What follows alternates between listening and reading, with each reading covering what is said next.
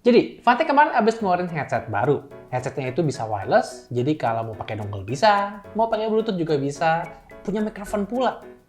Tapi pertanyaannya, apa aja sih yang buat headset yang satu ini beda dari yang lain? Apakah headset ini mungkin punya kompetitor yang menarik? Atau mungkin headset ini punya kualitas atau bisa dibilang fitur yang beda dari headset lainnya? Tapi yang paling penting, apakah headset ini worth buat dibeli?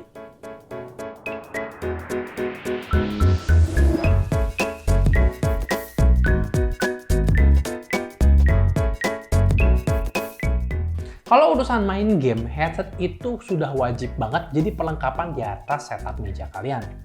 Tapi headset wireless itu urusannya sedikit beda bro. Kenapa? Soalnya ada dua faktor yang menurut gue bikin ribet, yaitu fitur wireless sama harganya. Nah, kalau kita ngomongin soal fitur wireless, itu tuh dikenal banget sebagai fitur yang hadir tapi di headset dengan kelas sultan bro, yang biasanya itu headset kelas high-end lah.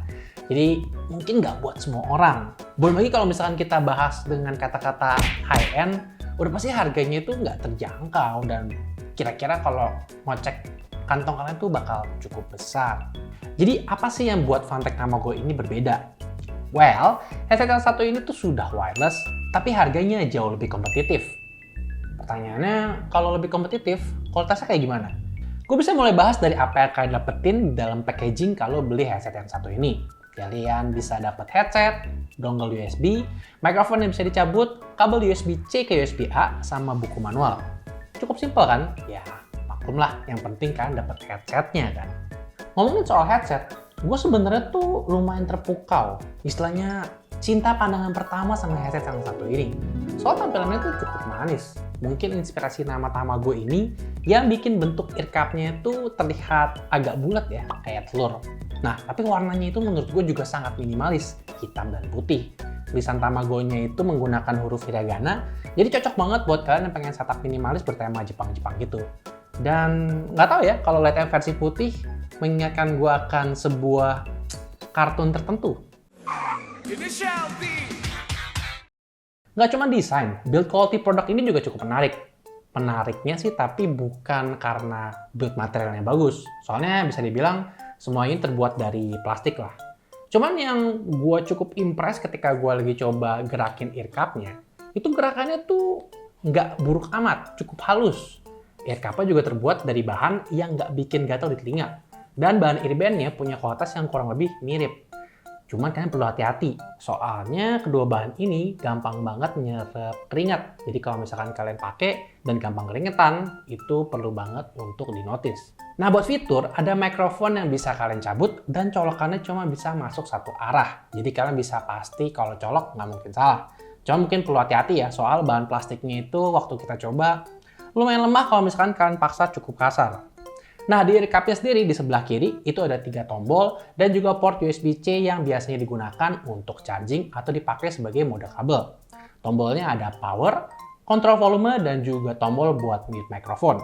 Sayangnya labelnya itu cuma di-emboss di tombolnya dan nggak punya warna yang berbeda. Jadi bisa dibilang legendanya tuh nggak gitu kelihatan kalau kalian nggak pantulin ke tempat yang begitu terang. Waktu dipakai, headsetnya itu cukup nyaman. Gue sendiri sampai cukup kaget. Soalnya kalau dilihat itu kelihatannya earcupnya kecil ya. Nah kalau misalnya kalian mau pakai mode wireless, kalian bisa tahan tombol powernya selama kurang lebih 3 detik. Dan nanti headset kalian akan bunyi keluar suara power on yang sebenarnya lumayan kenceng. Dan nggak tahu ya, tapi kalau menurut gue bikin kaget kalau misalkan kalian nyalain lagi malam-malam. Dan kalau misalkan kalian pengen ganti antara mode wireless dengan Bluetooth, kalian juga bisa lakukan itu dengan menekan tombol power 2 kali dan nanti suara akan bunyi seperti ini. Bluetooth mode. Power on.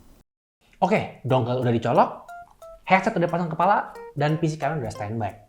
Pertanyaannya gimana soal kualitas suara headsetnya? Gue sih punya pendapat sendiri, tapi sebelum kalian dengar pendapat gue pengen tim NR itu ngasih beberapa pendapat soal headset Tamago. Buat kualitas suara, isinya bass semua. Jadi beberapa lagu yang gue dengerin, vokalnya ketutup bass. Jadi kalau buat build quality juga ini enteng, mantap. Tinggal masukin mic-nya aja sih yang susah.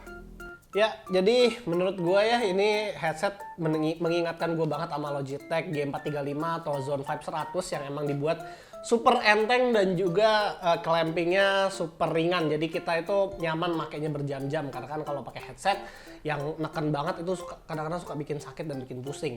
Terus kalau ya kualitas suaranya ini bener-bener isinya tuh sama bass semua. Jadi bassnya itu bisa nutupin mid sama high frekuensinya. Jadi kalau kalian ya emang suka lagu yang ngebass banget, ya ini headset bagus sih. Tapi kalau yang mau ngincer vokal gitu-gitunya suka ketutup. Terus kalau misalnya overall ya gue suka dengan quick access yang ada di sini, dan build quality-nya gue kurang tahu ya. Tapi kalau harganya 600.000 mungkin gue bakal mikir-mikir karena masih ada Logitech G435 di harga 850.000 dan itu nanggung banget. Kalau menurut gua, suaranya tuh B aja, biasa aja. Soalnya ngeliat harganya tuh headset wireless dengan harga kompetitif begini, agak sulit buat berharap dengan kualitas suaranya. Bisa dibilang ada harga, ada barang. Agak basi dan mungkin suaranya nggak begitu kenceng ya. Suara tuh malah cenderung merusak kualitas kalau misalkan audionya itu cukup besar. Tapi kalau di beberapa lagu yang instrumennya cukup minimal, gue masih bisa mendengar suara yang jauh lebih oke. Bahkan suaranya itu bisa membaik kalau kalian bisa colok dengan kabel USB-C. Ngomongin soal kabel USB-C, headset ini agak lucu sih.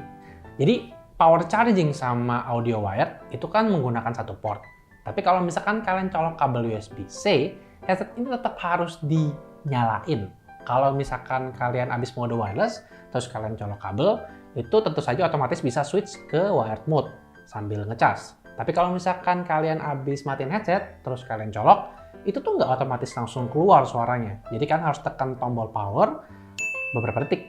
Menurut gua agak ribet dan memang agak aneh, dan di manual tuh nggak ditulis, yang bikin gua agak sedikit bingung ya. Terus gimana soal mode Bluetooth? Atau mikrofon? Mikrofonnya oke nggak? Mode wired-nya jauh lebih bagus nggak? Oke. Satu-satu kita bahas ya. Mari kita bahas soal mikrofonnya. Gua nggak tahu sih, tapi daripada gua menilai suaranya kayak apa, mending kalian nilai sendiri. Wah, soalnya gue lagi pakai mic sekarang untuk merekam audio yang satu ini. Bagus, oke, atau biasa aja? Kalau boleh jujur, gue udah pakai di Discord sama anak-anak NR, dan tanggapan mereka bisa dibilang kurang menjanjikan ya. Mereka masih bisa dengar suara gue dengan cukup jelas, most of the time. Kadang mereka komplain. Dan kita juga tadi barusan sadar sebelum rekaman bahwa ternyata mikrofon yang satu ini tuh bisa picking. Dan kalau misalkan suaranya picking, itu gua bisa nggak ada suara. Contohnya nih, kalau gua teriak gini kalian bisa denger nggak suara gua? Udah Bluetooth, udah mikrofon, terus mode wired-nya gimana? Bagus nggak? Well, kalau dibanding sama wireless, tentu aja sih. Tapi gue ngerasain peningkatannya itu cuma dari sisi audio, nggak dari sisi mikrofon, dan itu pun nggak jauh. Jadi kalau misalkan gue mau ngomong suara audio Tamago itu 6, mungkin cuma naik jadi 6,5 atau 7. Balik lagi sih, kalau misalkan headset ini bagusnya wired, menurut gue nilai jualnya kan bisa lebih fleksibel ya. Maksud gue kalau emang dia bagus kabel, ya mending gue beli headset yang memang lebih bagus dan nggak wireless nggak sih dibanding headset yang modenya fleksibel kayak gini. Kalau gue ngeliat Fantech Tamago ya, Fantech Tamago aja dibanding sama produk-produk Fantech sebelumnya tuh, ini produk yang menurut gue improvement. Karena desainnya cantik, modenya fleksibel, harganya kompetitif.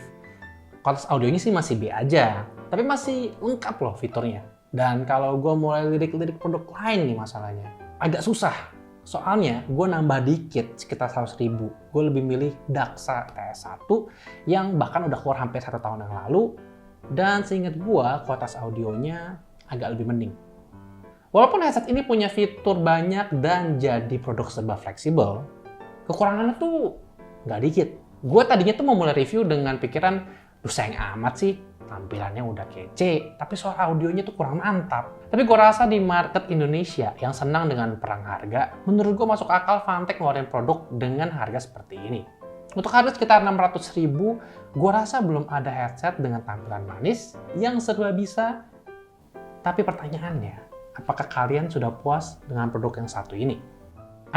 Tentu saja kalian nggak bisa nyobain. Tapi gue lihat sejak launching Fantech Tamago sekitar beberapa hari yang lalu, itu udah ada beberapa orang pemberani yang udah beli di e-commerce. Sekitar mungkin 60-80 orang. Dan kalau misalkan kalian lagi nonton video ini, gue mau nanya deh sama kalian. Menurut kalian gimana soal kualitasnya? Apakah standar gue ketinggian untuk expect suara yang baik di harga ini? Atau memang ini headset budget impian yang sudah kalian tunggu? Kita cukup galau sih, jadi kalau misalkan kalian punya pendapat, kalian bisa curahkan di kolom komentar di bawah. Dan kita tuh penasaran banget sama tim NR, jadi sebenarnya apakah memang produk-produk seperti ini yang seharusnya Fantech bikin, atau mungkin Fantech harusnya punya ide yang lebih menarik. Nama gue Jonathan, dan sampai jumpa di review selanjutnya.